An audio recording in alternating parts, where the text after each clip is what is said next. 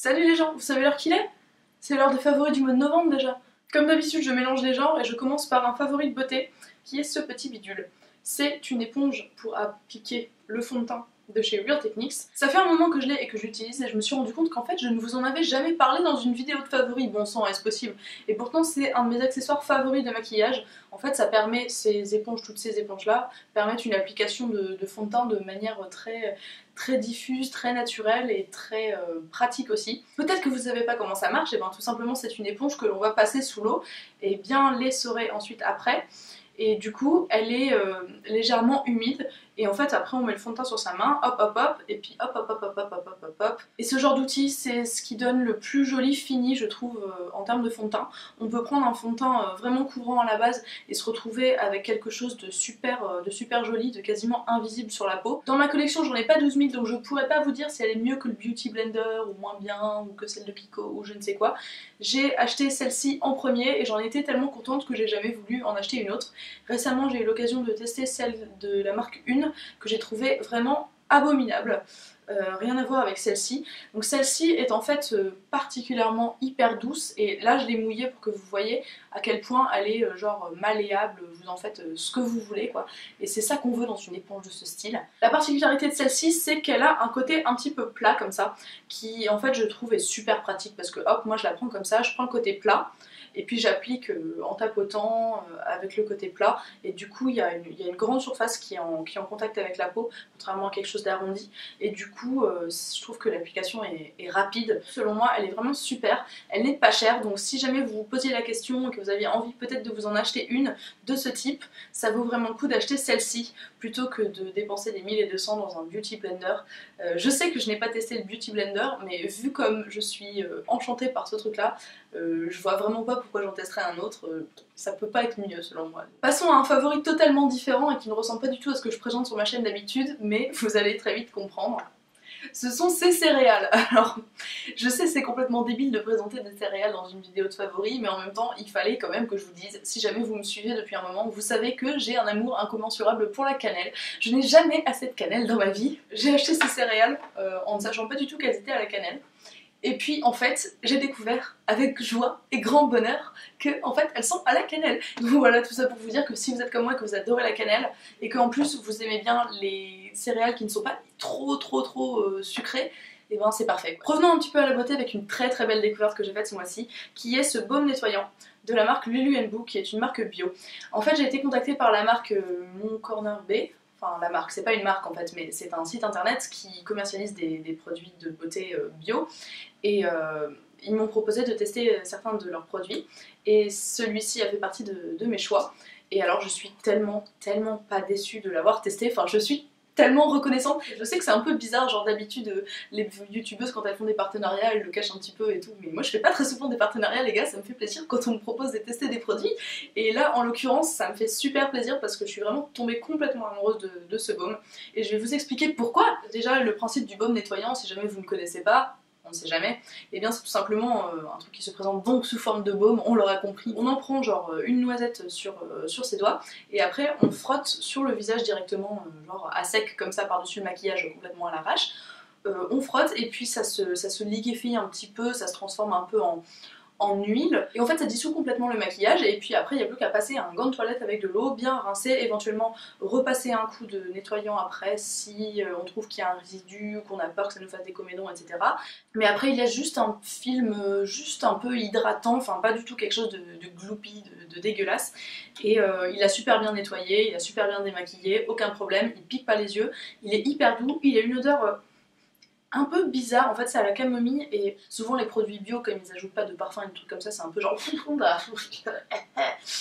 mais là c'est pas ça, ça a une odeur qui est l'odeur de la camomille mais rien de genre on n'a pas l'impression que ça sort d'un orifice de vache. Alors ce truc depuis que je l'utilise je suis totalement en joie, je l'utilise avec parcimonie parce que c'est quand même quelque chose de cher, surtout pour une petite quantité comme ça. Alors c'est sûr qu'on n'en utilise pas beaucoup et je pense que le pot va me durer un certain temps mais c'est quand même un investissement donc quand je l'aurai fini et que je le rachèterai ça ferait un petit peu mal mais selon moi ça vaut vraiment la peine. Allez on va rester sur la beauté avec cette fois-ci quelque chose qui n'est pas du tout une découverte mais qui est un retour d'amour pour quelque chose.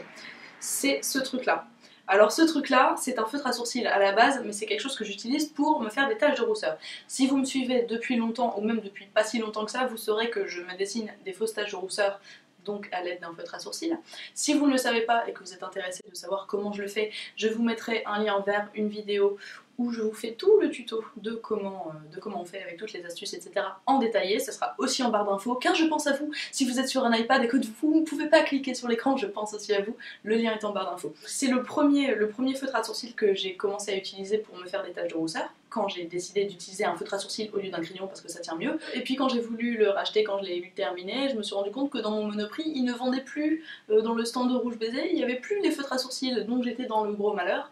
Et j'en ai acheté un autre de la marque Deborah qui est pas mal aussi, mais il me restait quand même en tête cet amour perdu qui était ce feutre à sourcils Rouge Baiser, que j'ai fini par retrouver. Donc il faut savoir que dans certains Monoprix, on trouve certains produits qu'on ne trouve pas dans certains autres Monoprix qui pourtant commercialisent les mêmes marques. Bon sang, mettez-vous tous d'accord, je ne comprends pas. Donc c'est un gros retour d'amour pour moi pour ce feutre à sourcils tache de rousseur. Pourquoi? Parce que déjà, le fait que ce soit un feutre, ça fait que les taches de rousseur vont tenir toute la journée sur votre visage, ne vont pas s'enlever quand vous vous mouchez ou je ne sais quoi. Celui-ci, il tient vraiment super bien, genre toute la journée. Genre même quand tu le démaquilles, des fois, il te reste un petit peu des taches de rousseur. Tu vois ce que je veux dire? Genre le bonheur quoi. Joie. Et puis l'avantage qu'il a, si vous pouvez voir, c'est qu'il a une mine qui est longue et fine. Et en fait, ça permet de faire des tout petits points avec le bout, mais aussi d'appuyer un peu plus fort et de se retrouver avec des points un peu plus gros mais irréguliers, ce qui ressemble déjà à une vraie tache de rousseur. Je vais ensuite vous parler d'un livre, encore un, oui, je ne sais pas ce qui m'arrive, en ce moment je lis. Je ne comprends pas, non je déconne. Ce livre que j'ai lu ce mois-ci, qui est en fait un essai sur la surconsommation. J'ai tendance à remettre en question un peu mes comportements, je pense que c'est quelque chose d'intelligent à faire, de ne pas rester tout le temps dans les mêmes comportements, et en particulier je sais que je suis quelqu'un de bien occidental dans le style j'achète beaucoup de choses, plus de choses que nécessaire, voire beaucoup plus de choses que nécessaire, et du coup ça m'intéressait un peu de me pencher sur cette question et de trouver des arguments pour remettre un peu en question ce genre de comportement, et j'ai trouvé ça dans ce livre-là. Donc c'est un livre qui est très intéressant à lire, mais qui pour autant n'est pas hyper technique, genre illisible, c'est vraiment très facile à lire, il n'y a pas de souci. Et en fait c'est en plusieurs parties, c'est-à-dire que l'auteur va d'abord parler de la surconsommation en elle-même, qu'est-ce que c'est, pourquoi on fait ça. Après, elle détaille tous les effets négatifs de la surconsommation, et particulièrement la surconsommation donc, des pays occidentaux qui sont les nôtres, sur des aspects qui sont sociaux, économiques, écologiques. Bref, c'est vraiment très intéressant de voir tous les embranchements auxquels on ne pense pas forcément quand on achète un produit, ou qu'on achète 12 produits, ou 12 000 produits, ou qu'on en jette 12 000 à la poubelle. On pense des fois à certains effets néfastes que ça peut avoir sur certains aspects du monde, mais pas forcément à d'autres, et du coup c'est assez intéressant d'avoir ça compilé de façon claire, lisible, et d'avoir juste un panorama de comment les choses sont imbriquées et comment notre comportement à grande échelle contribue à créer des problèmes dans le monde qui sont des vrais problèmes, et donc des choses qu'il faudrait si possible essayer de régler. Et en parlant d'essayer de les régler, justement toute la fin de ce livre va être consacrée à des propositions, des idées, des exemples d'initiatives qui ont déjà été mises en place dans certaines communautés, dans certaines villes, dans certains pays, par certaines associations ou entreprises, etc. pour essayer de lutter un peu contre ce problème et aller vers une consommation durable. Donc c'est quelque chose que j'ai trouvé vraiment très intéressant, et ça m'a donné envie de lire plus de choses à ce sujet, et puis aussi et surtout de remettre un peu en question mon comportement pour tout simplement essayer que mes actes aillent avec mes idées. Alors je dis pas que je suis passée tout d'un coup d'un autre côté de la vie et tout ça, mais je trouve que c'est bien de réfléchir un petit peu à ce qu'on fait, et peut-être d'aller vers quelque chose d'un peu plus mieux. Le favori qui va clore le chapitre des produits de beauté pour cette vidéo, c'est ce truc là dont j'ai déjà parlé dans une vidéo de favoris il n'y a pas si longtemps que ça, je sais, mais je voulais quand même vous en reparler parce que c'est vraiment un produit qui mérite qu'on se penche dessus, et j'entends très peu de gens en parler. C'est le Phyto-Neuf. C'est en fait une crème de jour, si je puis dire, pour les cheveux. Bon, comme ça paraît complètement con si on dit moi je mets une crème de jour sur mes cheveux, on te prend pour une malade mentale, mais en fait c'est tout simplement un soin qu'on va mettre sur ses cheveux humides ou secs, ou enfin bref, pas après le shampoing quoi, et en fait ça marche super bien. Ça a l'avantage d'être sans silicone et sans trucs qui ressemblent à des silicones mais qui sont pas des silicones et que donc on peut mettre que c'est sans silicone sur l'étiquette et tout. Et puis il sent très bon. J'aime bien. Oula, oula, oula, oula, oula. Attention, attention, j'ai appuyé sur le tube, il en sort, il faut pas le gâcher. Je vais le mettre sur mes cheveux maintenant même. Oui, on peut très bien l'appliquer sur les cheveux secs. C'est pas gênant. Bon, bien sûr, si on n'a pas un foulard sur la tête, c'est un peu plus pratique quand même. J'étais en train de vous dire que j'aime beaucoup l'odeur, alors ça, non seulement c'est discutable, mais en plus, c'est pas franchement le but de ce produit. Mais surtout, c'est quelque chose, je trouve, qui marche super bien. C'est-à-dire que appliqué sur cheveux humides, après, ça rend les cheveux tout, genre quand ils sont secs, ils sont parfaits. Et puis aussi, c'est un truc tout bête, mais genre, vous vous réveillez un matin, vous avez les cheveux qui font des trucs comme ça, des frisottis bizarres ou je ne sais quoi, vous en prenez une petite noisette sur vos doigts, vous le mettez comme ça sur vos cheveux secs, et puis ça va lisser un peu le truc, ça va faire quelque chose de super joli, de vachement plus doux et tout, et je trouve que ça graisse pas du tout les cheveux, contrairement à beaucoup de produits de ce style qu'on met comme ça, genre sur cheveux secs et tout, en général c'est genre oula, t'aurais pas mis quelque chose toi, genre de l'huile d'olive dans tes cheveux? Là pas du tout, donc je trouve ça parfait tout simplement. Ensuite je vais vous parler d'une émission que j'adore depuis maintenant presque 2 ans, mais que j'ai redécouverte ce mois-ci, puisque si jamais vous n'aviez pas remarqué, j'ai été assez absente ces temps-ci de YouTube, parce que maintenant que c'est officiel et qu'il l'a dit lui-même, je peux le dire, mon copain a eu un accident et donc j'ai été pas mal de temps tout simplement avec d'autres préoccupations que YouTube. Et aussi je me suis retrouvée seule le soir pour m'endormir, c'était dur. Non, je déconne, je dis pas ça pour me faire plaindre, mais tout simplement pour vous dire que du coup je suis revenue à une ancienne tradition que j'avais un petit peu quand je dormais plus souvent toute seule, donc quand j'étais célibataire, n'est-ce pas, qui était de m'endormir devant une émission qui s'appelle QI, qui est une émission de la BBC. Je pense que j'ai dû vous en parler à un moment ou à un autre, où j'ai dû effleurer le sujet parce que je vous ai avoué mon amour énorme pour Stephen Fry, qui est donc l'animateur de cette émission. Encore un truc en anglais, je suis désolée les gars, j'essaye de pas en mettre trop, mais des fois il y a des trucs qui méritent d'être quand même mentionnés, genre QI. Qu'est-ce que QI? En fait, QI c'est une émission qui est présentée un peu sous forme de questions, genre il y a l'animateur plus 4 candidats et il y a des questions qui sont posées. À chaque fois il y a un thème pour l'émission, donc ça va être par exemple, je sais pas, le corps humain ou la guerre de 14, ou enfin bon, bref, plein de thèmes différents qui peuvent être parfois assez loufoques. Et c'est les questions qui vont être posées. En fait, le but c'est pas vraiment que les candidats arrivent à répondre bien à la question et tout en gagnant des points. C'est présenté comme un jeu, mais c'est pas vraiment un jeu quoi. C'est un truc un peu loufoque où il y a des humoristes qui lancent des vannes et puis le fond c'est qu'on parle d'un sujet et qu'on apprend plein de choses qui sont souvent très intéressantes en fait sur des sujets divers et variés. Mais tout en rigolant complètement, en déconnant des fois ils partent super loin, il y a certains invités qui sont récurrents et du coup moi comme j'ai vu en gros tous les épisodes, je connais certains des invités, je me dis ah lui il est venu, il me fait trop rire et tout, et du coup c'est un peu comme une petite famille et je suis contente d'avoir été adoptée dans cette famille. Avant-dernier favori de cette vidéo, c'est un vêtement, c'est un jean de chez H&M qui est un jean bicolore. Quand je dis bicolore, il n'est pas rouge et jaune, hein, les gars, il est noir et bleu marine. Vous voyez cette partie qui est bleu marine? Je vais vous le montrer debout, ça sera quand même plus simple. Est-ce que je vais y arriver? Est-ce que je vais y arriver?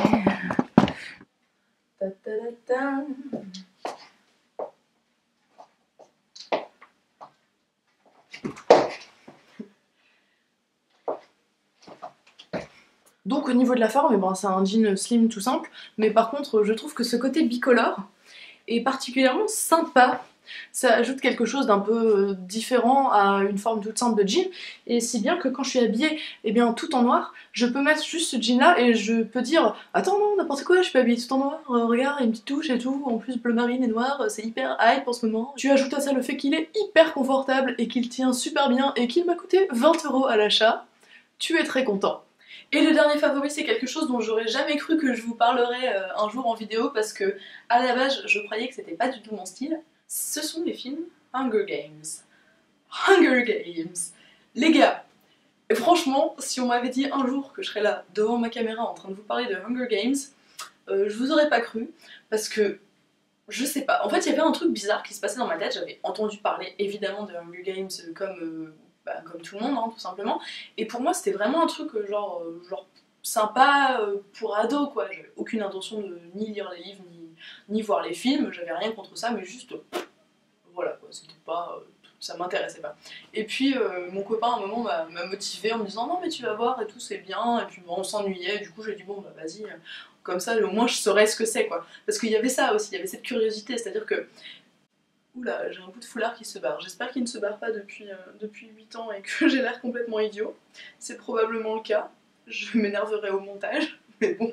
Du coup, j'étais en train de dire que par curiosité, j'ai eu envie de le voir, un peu comme j'avais fait pour Twilight en fait, parce que j'entendais tellement parler de Twilight, je savais a priori que ça serait pas mon truc, mais j'ai quand même voulu regarder le premier Twilight, donc je l'ai fait, je l'ai regardé, je l'ai pas aimé, voilà. Et bref, j'ai regardé donc avec mon copain Hunger Games, et j'ai trouvé ça vachement bien en fait, enfin je savais l'histoire à la base, et du coup je m'attendais à quelque chose d'un peu différent, un peu moins intéressant, enfin je sais pas. Et alors je vous en parle dans mes favoris, pas pour vous dire que c'est le meilleur film de la Terre, parce que j'irai quand même pas jusque là, même si je l'ai aimé plus que ce que je pensais, j'en ferai pas du tout un de mes films favoris ou quoi que ce soit, mais je trouve qu'il y a quelque chose qui mérite quand même d'être mentionné et qui moi m'a frappé quand j'ai regardé le film, c'est que moi je dirais c'est presque un film féministe en fait, enfin ça paraît bizarre de dire ça comme ça, mais écoutez pourquoi je dis ça. En fait, le personnage principal, c'est une fille, et c'est quand même un film qui est assez... Enfin, l'intrigue est assez dure, enfin, c'est des gens qui sont foutus dans un espèce de jeu où ils doivent se battre à mort, quoi. À aucun moment, et pourtant c'est genre le film hollywoodien et tout, on pourrait s'attendre à ça, à aucun moment c'est genre oh cette pauvre fille, comment va-t-elle faire pour se débrouiller et tout, enfin il n'y a pas une différenciation des sexes comme ça où oh la pauvre fille, comment va-t-elle faire, et puis même si les personnages féminins forts existent déjà, souvent ils sont présentés comme ça quoi, c'est genre ouais c'est une femme forte et tout qui sait se battre, c'est incroyable, là c'est pas ça en fait, enfin je sais pas si je suis en train de partir dans un délire, mais j'ai vraiment eu cette impression-là, quoi, que c'était un personnage féminin, mais que c'était pas le problème, quoi. Finalement, c'est la fille qui se retrouve à prendre soin du garçon et s'occuper de lui et genre le défendre et tout, mais en même temps c'est pas présenté comme genre ah on a inversé les rôles, c'est trop génial et tout, regardez comme on est avant-gardiste et féministe, enfin c'est pas comme ça, c'est juste normal quoi, c'est juste un film où c'est normal que la fille elle soit forte et qu'elle sache faire des trucs et qu'elle prenne soin des autres, que ce soit des filles ou des garçons,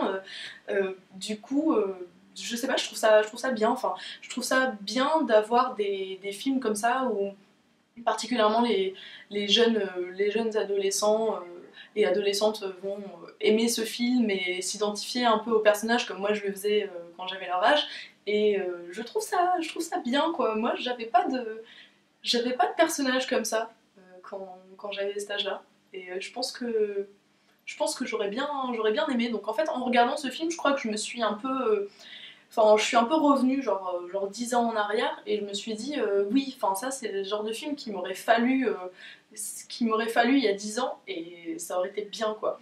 Voilà, cette vidéo de favoris est maintenant terminée, j'espère qu'elle vous a plu. Sur ce, je vous souhaite une très bonne journée, une très bonne soirée et je vous dis à très bientôt. Salut!